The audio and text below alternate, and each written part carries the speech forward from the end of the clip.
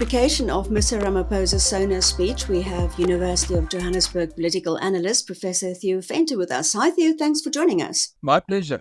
I think the most notable thing was that, first of all, was that Mr. Ramaphosa could actually speak. There was no disruption from the EFF. Yeah, earlier in the week, there was the fear that with his flu, his voice wouldn't be there. Even if the EFF isn't there, his voice would be gone. But luckily, none of the things happened. And I think, personally, we became so used to the disruption by the EFF ever since President Zuma's Nkandla affair, up to the Pala issue, that when there was no disruption at this evening's SONA, the SONA was actually disappointing. I think what happened in the past, we were so happy that after an hour's disruption and all these kind of things, we could eventually hear what the president is saying. This time around, there was no such chaos. And focus on SONA 1. I'm calling it SONA 1. Actually, if we want to use the American metaphor, we can call it SONA 1.0 and 2.0. 2.0 will be the State of the Nation address after the election. This is the State of the Nation address for the election. And I think that's the context in which the SONA took place. It was a mixed bag. I haven't done the counting, but I will do it later on. I think the use of the term apartheid and the reference to apartheid was fairly numerous. And I think that is the game he played in his SONA. 30 years ago, we had this, now we've got that.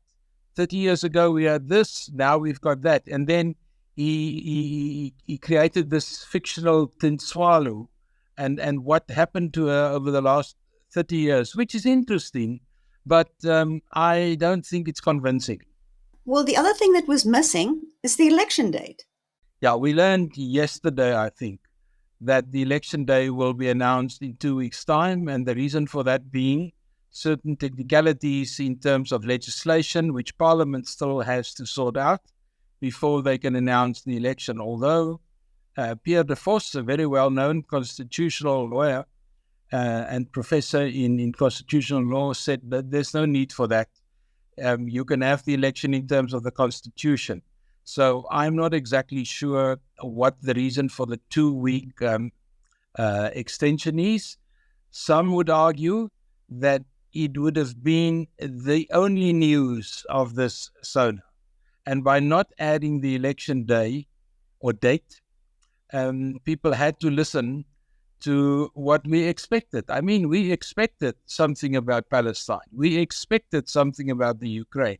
We expected some of the announcements. We expected that he will utilize the opportunity to talk to state capture, which, in my view, he did to the detriment of Jacob Zuma.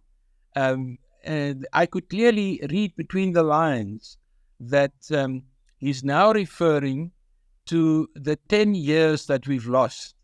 Now, if I take you back to Davos 6 or 7 years ago, Cyril Ramaphosa said that Zuma is responsible for the 9 lost years. When he returned to South Africa, he got a hiding in the NEC and he had to withdraw. He never used the term 9 lost years until tonight, for the first time, 10 lost years featured. And that is definitely him talking to Zuma.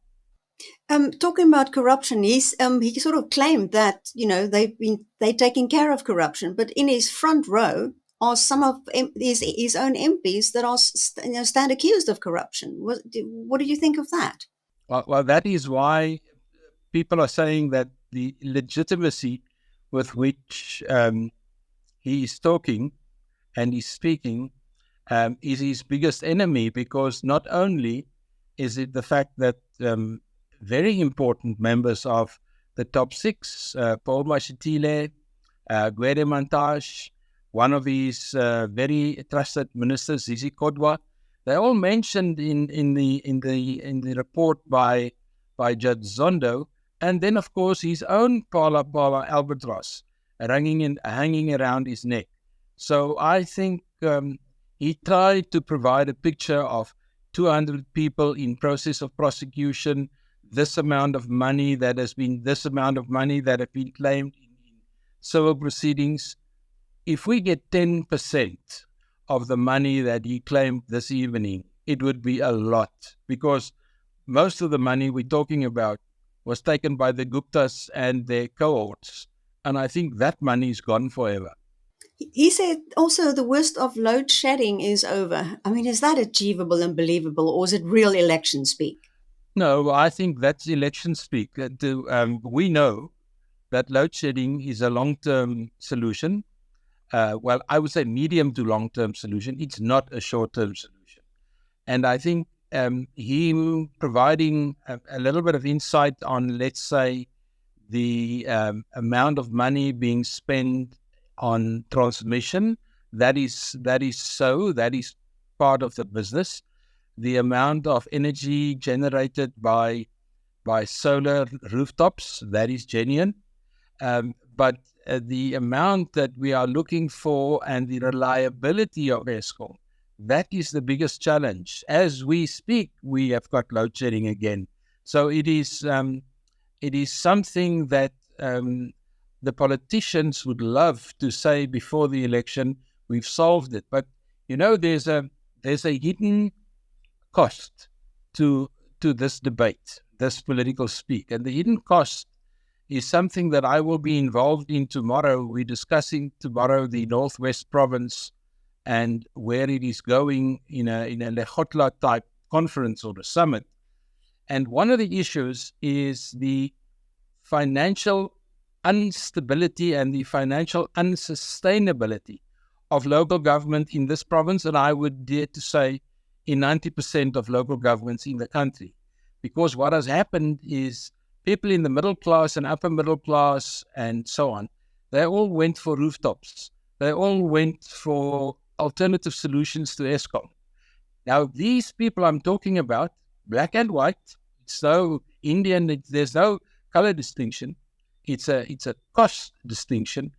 They were previously the reliable payers of their services to local governments. That is now gone.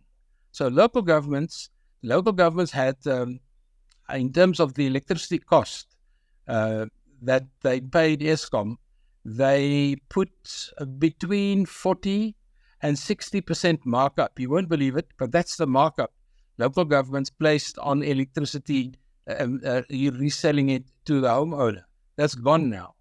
And that is basically more than half of most of the revenue created by local governments.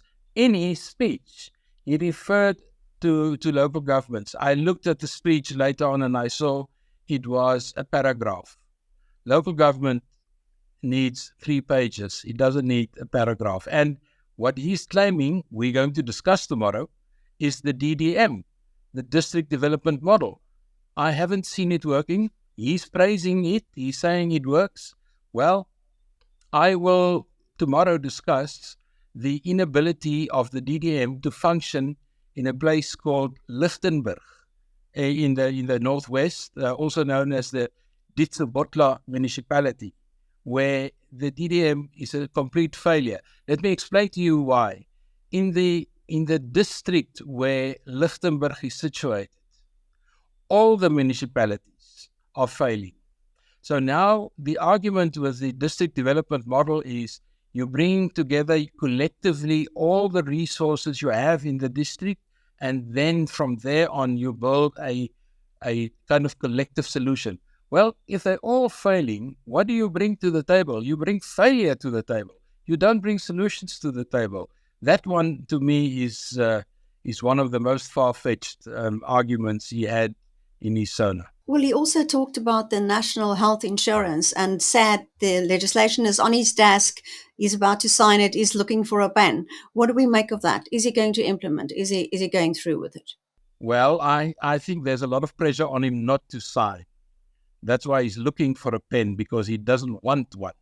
Because the cost of introducing the national health insurance in South Africa, if you compare what the challenges are in Great Britain, for instance, one of the first countries to implement a comprehensive national insurance system, then you can see why people in the knowledge are just shaking their heads. Where are we going with this? And then he went on, when he discussed that, to tell the story about people not wanting to go to private medical facilities. They would prefer to be in state facilities. Well, I can give him 10 stories of exactly the opposite. So that's one of the stories that I feel the typical South African sitting in a makuku. A makuku, of course, is one of these huts made of corrugated iron. And if you sit in the northwest, your western wall faces the setting sun. I can't imagine how hot it must be. Now, hearing the president talking this, I just think they were, you know, sometimes politicians make this huge mistake. They think they can discuss issues, they can explain issues, while people at ground level, at the grassroots level, they know when it is not true. They intuitively have a feeling this is not working, and you don't have to convince them because they experience it every day. Well, one of the opposition leaders actually said that the reality that Mr. Ramaphosa set out in SONA is totally different to what people experience on the ground. So is that what the election is going to be about? That's just what the ANC says they've done over 30 years. And he talks about in 5 years what he's done and the difficulties he had to get things done. Do you think that voters would see through it? Well, there's a second bite on this apple, and this is in 2 weeks' time. Because what I heard when he was speaking about the value of social grants and the COVID grant, and there was some new speak in his sentence that indicated to me this grant is going to become a permanent fixture. It's not temporary anymore. And then between the lines, I also read we are moving towards a general income grant. Or a basic income grant, big, which is a consolidation of all the grants and getting more people. For that, we have to wait for the budget. I think he indicated that he's thinking in that direction. I think that is probably what the budget is going to provide us with, and that is an election ploy. Because there's nothing that you can do in terms of the limited financial maneuverability we've got, in terms of a huge debt, the cost of debt, the lack of revenue, the fact that our railway lines aren't working, that our harbors aren't working. At least he referred to that, kind of indicated some solutions to it. But that is breaking down the revenue stream. Converting a current grant into a basic income grant is sounding well, but it is utilizing the same amount of money, just dishing it out differently. When he said it was his last speech to the sixth administration, the opposition was signaling the same as footballers do when they want a replacement. And he also referred to Mandela's Long Road to Freedom, you know, the title of Madiba's biography, and said the road was not over. Was he referring to himself? Do you think this could be Mr. Ramaphosa's last SONA? No, I don't think so. Despite all the survey research, I think we will see him back in July with SONA number 2. And I just wonder how he's going to approach that, because I thought he would keep some of the long-term visionary stuff for SONA number 2 and deal with short-term looking back kind of stuff for SONA 1.0. The reason why I'm confident that he will present the second SONA as well, despite all the survey research, when the ANC goes to an election, they have 30% of the vote in the back pocket, and that is rural South Africa. They are still ANC orientated. But urban South Africa, which is 70%, is not. There, the challenge for the ANC is very dire. And of that 70%, the ANC can bank 5%. That gives them 35%. They can back the 5%, because of grants and all these issues that they're providing. Because they're government, they can dish out the blankets. And that is at least, I value that at 5% of the vote. Now, to get another 10 to 12% in the urban areas is not going to be so difficult. So I see the ANC in this coming election, despite all the survey research and announcements, I see them close to 50%, maybe marginally below. They may even be marginally above, but very close to 50%. I do not see them in the 40s or in the high 30s. I think that is opposition party figment of the imagination. So that's clearly, this was a speech geared to an election, wasn't it? I mean, to say, like, look how well we've done, and we're going to do really well in future.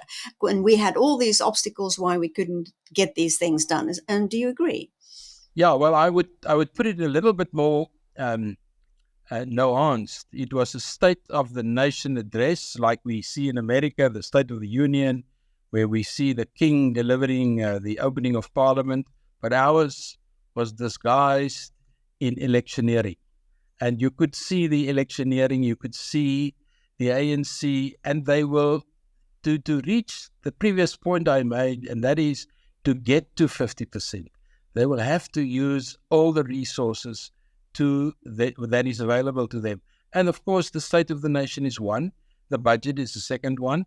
The fact that the courts kept the EFF out of the process, the ANC will definitely indicate that as a win, although we know it's a judicial issue, and the arguments were quite valid, and it was done by a joint sitting of 3 judges. So it was not a willy-nilly thing, but the ANC will definitely use that also as a win. And everything they're going to look at from now until we expect still the 22nd of May as the election date will all be focused towards the election. And of course, we know that the ANC has got the ability to muster all their resources in the last month before an election. That is why I am a little hesitant to give credibility to a lot of these surveys that are saying the ANC has lost it. Can we, just as a last question, interpret his body language a bit? He seemed to quite enjoy himself, and every now and then was saying, "Oh, you love it," when he said things. Do you think the fact that the EFF wasn't there, he actually enjoyed himself a bit more as a politician? Yeah, and I think he was instructed to be a little bit more engaging. At first, he seemed to me a little bit on his nerves. Maybe it was because he was ill earlier in the week or something like that. And as he moved on, he got a little bit more confidence. And I think he made these jokes 3 times, saying, "It seems to me you love it." And then, of course, we must remember that the ANC caucus, and that is the 2 houses, the legislative, the lower house, and the National Council of Provinces were sitting jointly. And I think they decided in caucus, I'm guessing now, that we must cheer the president at every nook and cranny. Whatever he says, we must give him an applause. And they did that. So there seemed to be a lot of emphasis on clean energy, green energy, and I didn't hear a lot about coal or nuclear energy. That is true. And I think that's one part of the SONA that I think we can give President Ramaphosa credit. Because in the ANC, there was a huge debate about coal, getting rid of coal. Coal is dirty, and there were guys talking about clean coal and all of these kind of things. And then eventually, it seems to me, in this SONA, the one issue he did, he clarified the ANC's position, the government's position, and that is, we're going for green energy. That is nitrogen, it is solar, rooftop, it is all of these kind of things. And then he mentioned specifically Mpumalanga. And I think the fact that he mentioned Mpumalanga was because most of our coal-fired stations are in Mpumalanga, and the coal mines are there, and the big pollution are coming from there. So providing Mpumalanga as part of our just energy model And we must not forget that that was a model that was very, very actively pushed by Mr. de Ruyter, that got fired, and now he's not mentioned in any good discussion. But the Just Energy transition, the Just Energy initiative, I would give André de Ruyter a few marks on that one, even though he's not mentioned. Okay, Professor Theo Venter, thank you so much for speaking to us. My pleasure as always.